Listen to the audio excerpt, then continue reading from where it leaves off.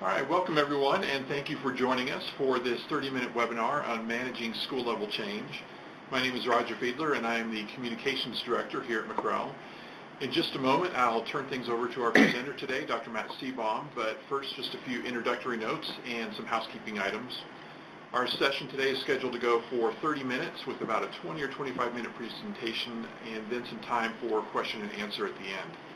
You can ask a question at any time by typing it into the chat window, and we'll be collecting and combining your questions as we go along, and then Matt will address them at the end of the session. For those who might not be familiar with McREL, we are a nonprofit, nonpartisan education research and development organization that studies best practices in teaching, leading, and learning, and then we turn that knowledge into practical guidance and training for teachers and education leaders. Our presenter today is Dr. Matt Seebaum, a Senior Director at McREL who specializes in leadership development and systems improvement. Dr. Seebaum is a former teacher, principal, and a program supervisor, and now at McREL he works with school districts across the country on systemic strategic leadership training and coaching. In today's session, Matt will be discussing what our research and analysis has revealed to be the key steps to successfully initiating, implementing, and monitoring change in your schools. And with that, Matt, the floor is yours. Thank you, Roger, and welcome everyone. Great to be joining everyone who's tuned in today, and I do appreciate you taking the time. Obviously, this is a webinar. It's looking at some content that is going to be kind of thrown at you in a pretty rapid succession, but we'll be sharing some examples, and I'll also be able to stop and help you to make some connections. If you have questions, we will gather those, and at the end we will get to those questions. So without further ado, let's get started. First off, I love this slide because it kind of gives a great overview of what change really is. And all of us, I know, have seen this off-ramp at some point, even though whether it's metaphorical or real, life's full of changes, whether it's professional or personal.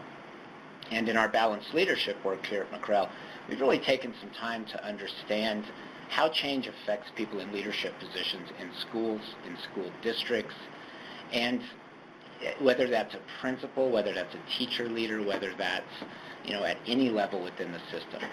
So with that, I just want you to frame your thinking today, regardless of what your role is, around this idea of how change impacts those around you. Not just you, but other people, those you may supervise, those you may be responsible for leading or for setting an example for, whether you're a teacher leader, whether you're a principal, whether you're a superintendent, change is always around us. In fact, some would say change is the only thing we can depend on in schools and school systems.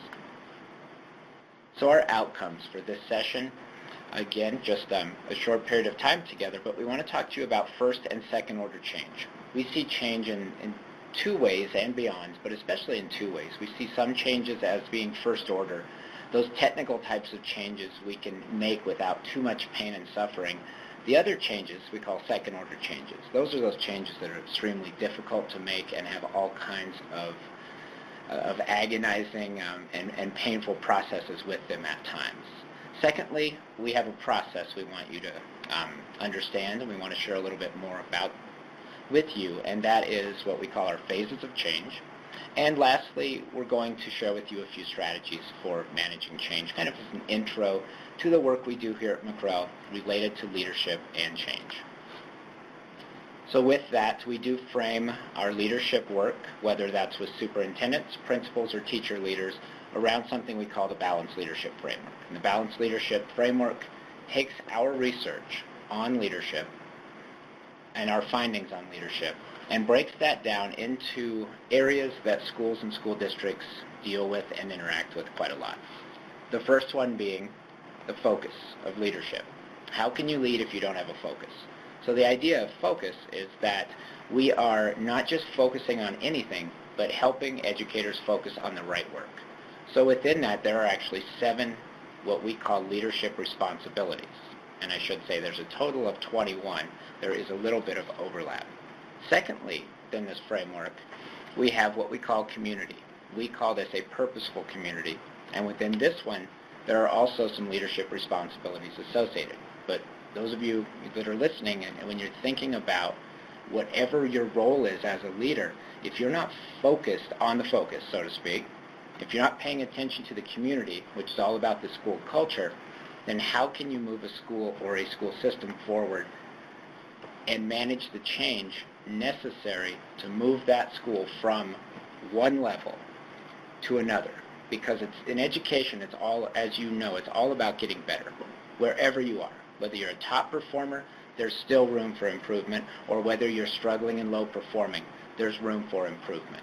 So part of getting better, and one of the keystone starting points, is going to be how you manage change. And there's 7 responsibilities associated with managing change. So let's take a look at these. I'm not going to read these to you, but I do want to point out a couple of these. So when you are managing change, when you jump into it as a leader, we refer to this as managing change because it is something that must be managed at time. It's not just about getting people to do things. It's about managing all of the essential elements of change, that being programmatic, financial, human capital, external facing, that's your community. There are always implications when you make major changes. So within these 7 leadership responsibilities, you'll notice the very first one is called change agents. These come from a meta-analysis we've done here at McREL on school-level leadership. Within that, we found 21 leadership responsibilities. Within those, you will see these 7 associate with leaders when they are managing change. So take a look at change agent. Change agent is asking, or really giving us guidance on challenging the status quo. So just consider what that takes from your perspective. If you're going to challenge the status quo, what does that mean? What must you do? That means you're challenging the norm, the way you've always done things, business as usual. And when you challenge that, think about the effect that has on the people in your organization, in your school district. Secondly, I want you to look at knowledge of curriculum, instruction, and assessment. In our research, it came out loud and clear that principals don't just manage. Principals must be focused on curriculum, instruction, and assessment. It's not a new term. Instructional leadership is nothing new. However, it's essential we pay attention to it. It's not for someone else to do. It's for the leader to be part of. It doesn't mean you're doing it alone, but it does mean you're paying attention to what it takes to move a school or school system forward positively related to, again, instruction, assessment, curriculum. So let's jump in to change. 2 types of change I mentioned earlier, first order and second order. And this is all about what we call the magnitude or the impact of change. So when you look at this slide, you'll see on the left side, you're looking at what we call first order implications. First order implications of change are those things that you can correct with a small adaptation. It's the logical next step. It's moving forward and getting better. It's not difficult for most people to handle these types of changes. It makes sense. It follows a natural progression. But look on the right side. It says second order implications. These are the challenging ones. So when you look at these 2 columns side by side, you can ask yourself, is a change initiative a break with the past, second order change, or an extension of the past, first order change? Switching back from left to right here, is it consistent with what you're already doing, your norms, or is it inconsistent? Is it congruent with personal values? And this one's huge. Or incongruent. If a change, even in a professional setting, is going against someone's personal value system, they're going to have a great struggle with that change. And is it easily learned using existing skills and know-how, or does it require learning and doing things in a very different way? So I want you to think about, on the right side here, I want you to think about those panic button changes that people tend to experience. What pushes their button, and what sends individuals in your school or groups of individuals into an area where they begin to have anxiety? Because second order change, not for everybody, but individually and for groups of people, can cause anxiety. Let's dig in a little deeper. We've developed a model for school and district level change, where we look at it really in 4 different ways. And through almost a process, although this is not linear, change is not linear, it's not an A to Z. But it generally starts up at the 12 o'clock with creating demand. Something happens or demand is created to make things begin to move towards a change. And then we move to 3 o'clock. To the right, after we have a plan, we move most typically to implement. That's a strategy. And in a perfect world, and in first order change, we move across over to 9 o'clock to monitor and evaluate, move back up to 12 o'clock to maintain demand.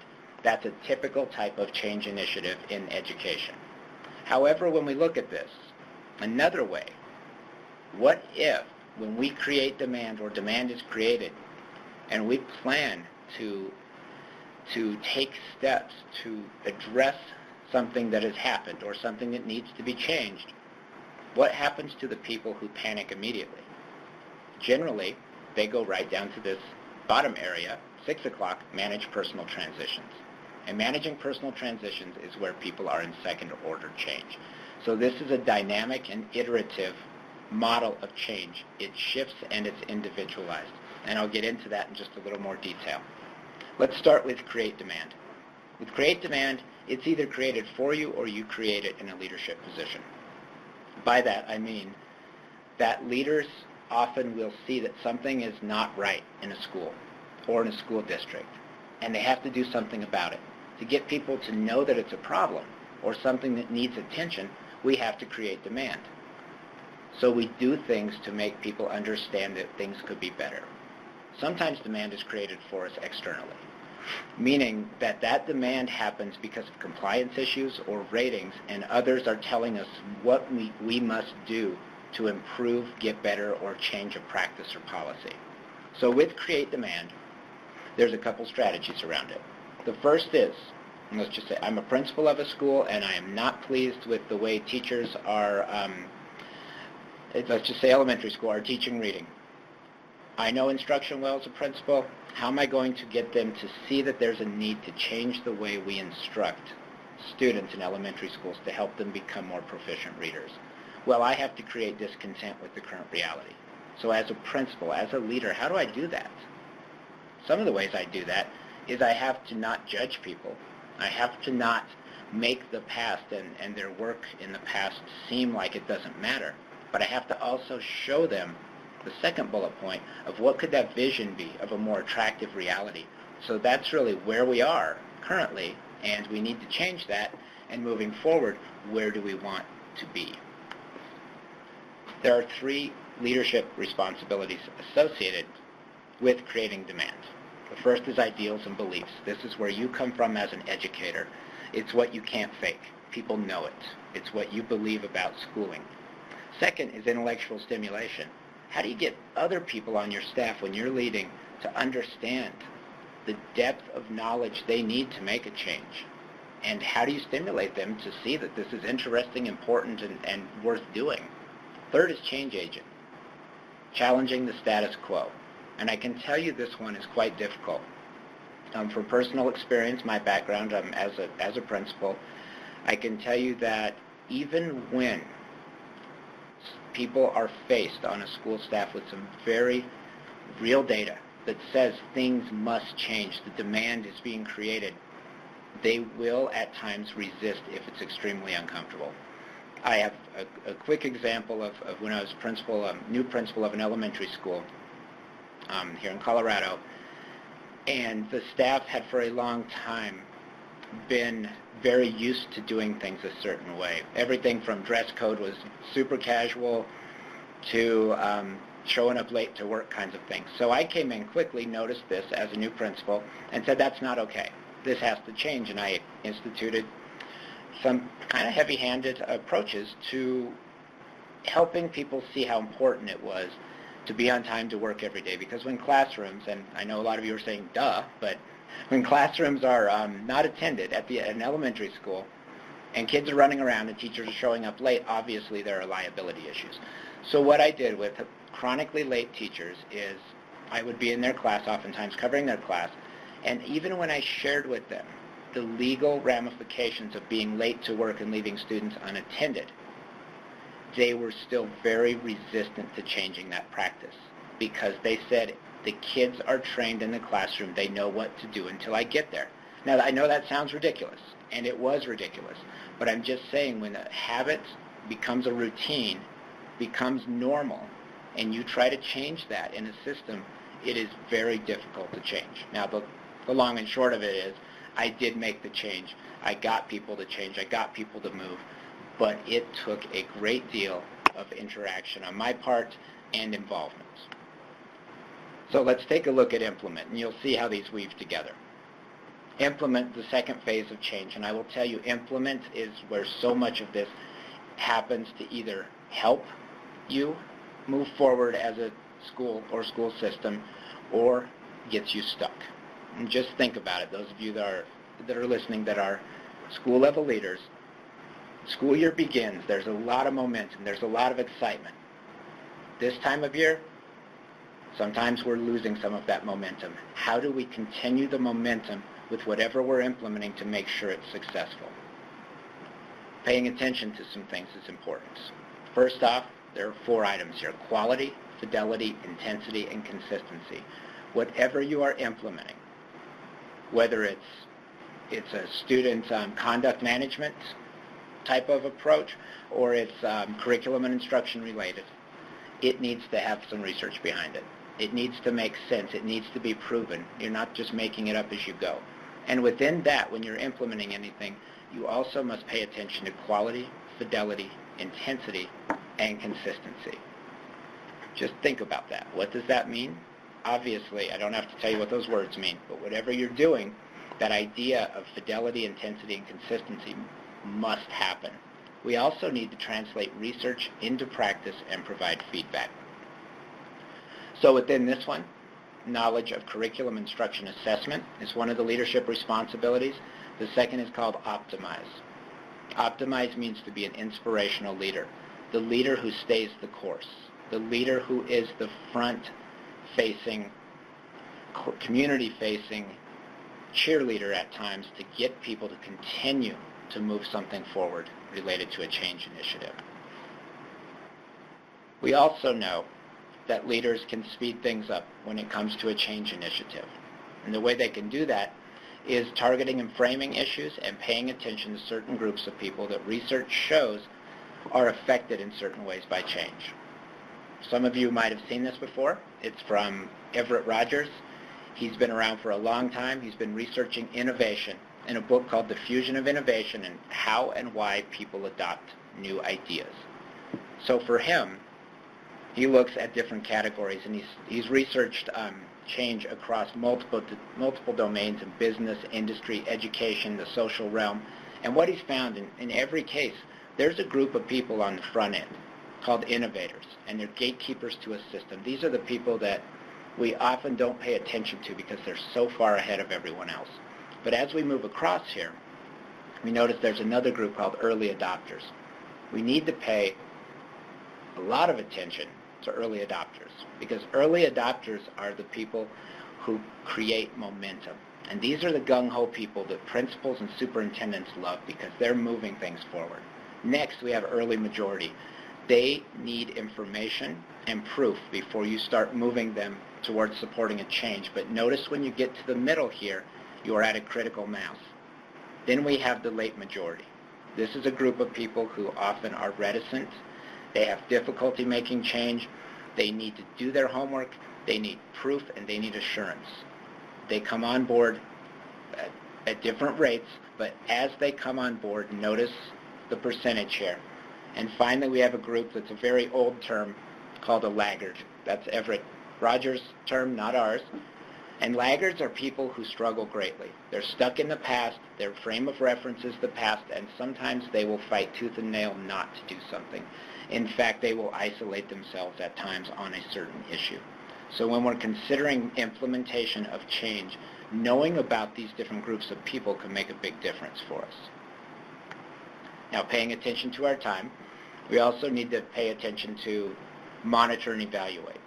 Now, this is the third phase of change, and this is something, obviously, I think in education we've gotten very good at.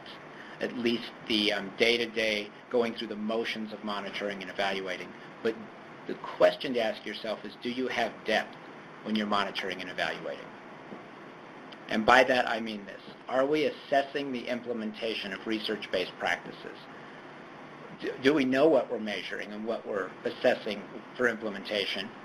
Secondly, are we paying attention to the people or just the actions of the people? And by this, and educators, you know this, when we are implementing anything related to curriculum and instruction, we are looking for indicators of it happening. And one of those biggest indicators is obviously student achievement. But before we get there, we have to look at leading indicators. What's telling us we're going to make it towards student achievement before we just give up on something? When we monitor and evaluate and we pay attention to some indicators here that show up in our leadership responsibility, also called monitor and evaluate, what you will see is some key words here. Some leadership practices, including continually monitoring. And notice there's curriculum, instruction, assessment. Look at the last bullet point on the left. Remains aware of the impact of the school's practices on student achievement. So it's not just paying attention to the step-by-step what people are doing, but the outcomes. So if you're leading an organization, do you have a data dashboard? Do you have access to data? Do you know, not just observationally, but do you know that students are performing or not performing, and what are you doing about that? That's what monitor and evaluate is about. So we're looking again at quality, fidelity, intensity, and consistency. We're looking at assessing the magnitude of change on the implementers. So how are teachers being affected by the implementation? Are you sensing stress? Are you sensing that they don't want to do this? Are you getting resistance? All of that matters because that's a leading indicator that things are either working or not working. And also, are you looking at student work? And are you looking at student work at a level of depth that tells you if they're moving forward or not? Now let's look at that final phase of change. Again, we're keeping this very brief today. We're giving you a high-level overview. The last phase of our change process is manage personal transitions. Within managing personal transitions, we are looking at individuals, not just blanket statement everybody. Like when we say everybody in the school struggling from this change, probably true, but some are struggling more than others. And it's what we do as leaders related to that to help them that moves your school or your organization forward. So here's how we manage personal transitions. We differentiate your approach based on individual needs. We individualize how we handle people and support people based on the change. And we create a new structure at times for doing things. Think about change initiatives and think about individuals in your school. Some people need a very firm push, and I don't mean that literally, to be able to make a change. They're not comfortable. They need to get pushed outside of a comfort zone, whereas others need hand-holding, reassurance, and a step-by-step guide to how you're going to get there. So in our change process for managing second-order change and personal transitions, we look at William Bridges' research, and he really sees change beginning with an ending. So if change begins with an ending, that is when something is to be lost. So second-order change, if you're losing something that you love, chances are you're going to have a lot of stress around it. That then moves to what's called a neutral zone, and then a new beginning. Quickly, here's one slide on each.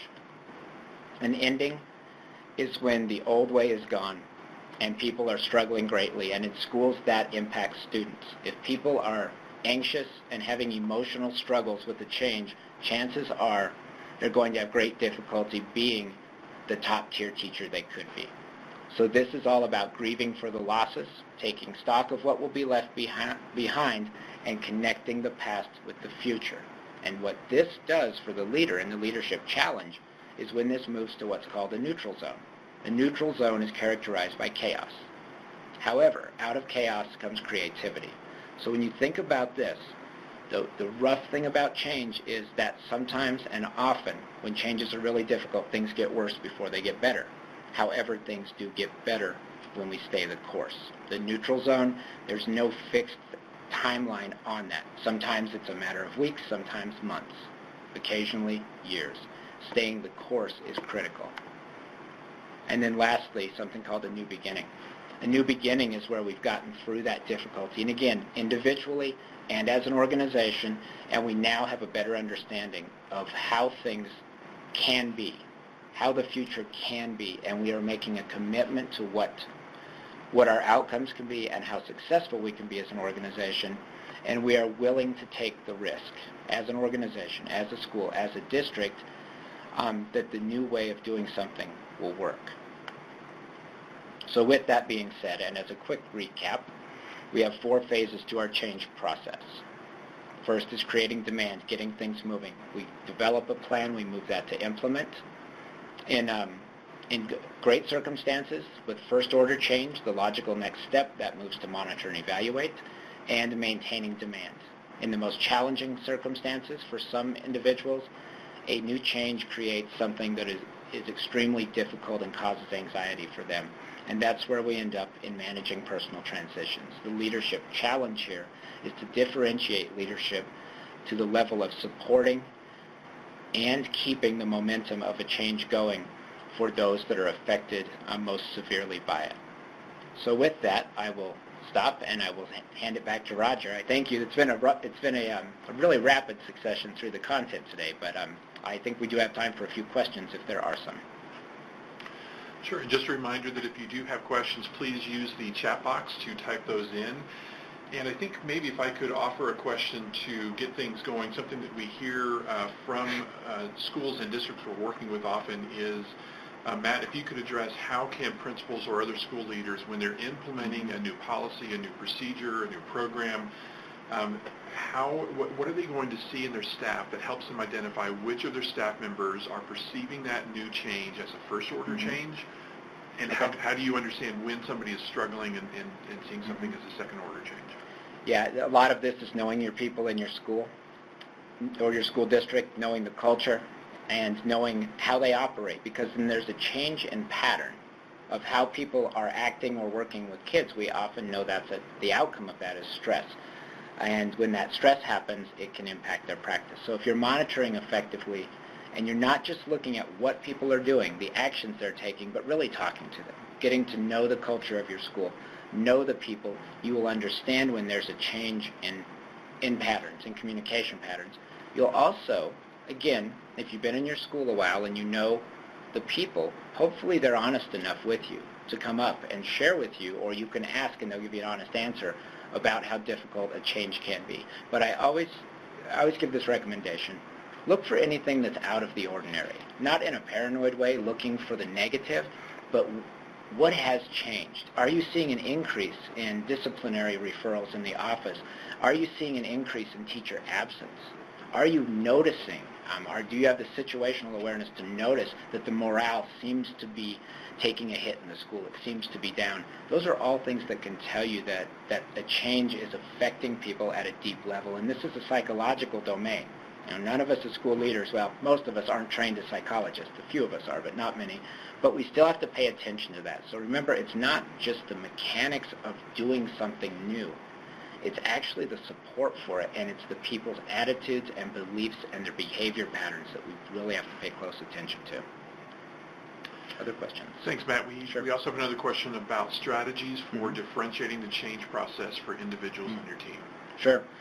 Differentiating the change process obviously is quite challenging, and it's knowing what those motivators are for people, much like it is teaching in a classroom.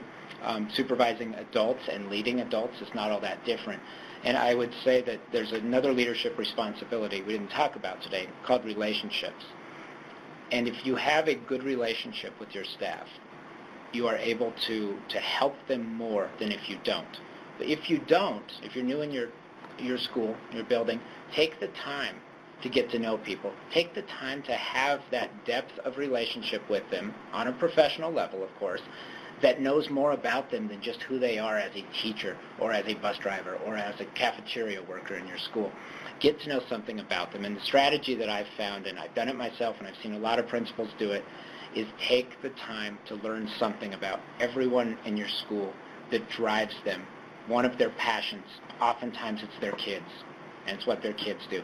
Find a way not just to small talk, but to actually ask them and have face-to-face conversations with them, not in a supervisory way, but in the parking lot, in the hall, casual conversations. The more you know them casually, the more they trust you. The more they trust you, the more they will tell you that things are either helping them or not. And to differentiate that change process for them, oftentimes it's really about connecting on that level with them to where there's that comfort level, and then from that comfort level, understanding, are they a private person or an outgoing person, or something in between? And within that, knowing how they're best supported, maybe in groups, might be individually. So with that, it looks like, Roger, that's all of our questions, and I want to be conscious of the time, so we should probably wrap it up, I think. Yep, and thank you all for joining us today, and thank you, Matt. I know that we appreciate your time, and we'll send you a follow-up email with some additional resources. I know that this was a very short, brief overview of a lot of information that typically Matt will spend days with a district team or a school team helping go through research and strategies to a greater depth. So please feel free to contact Matt directly if you would like some additional information. Contact information is there on your screen. I know that he'd be happy to talk with you about change management more in depth and even to help you strategize about your school or district specific situation. So please take advantage of that and get in touch with Matt if you'd like. Again, thank you for joining us today, and this will conclude our webinar. Thanks, everyone.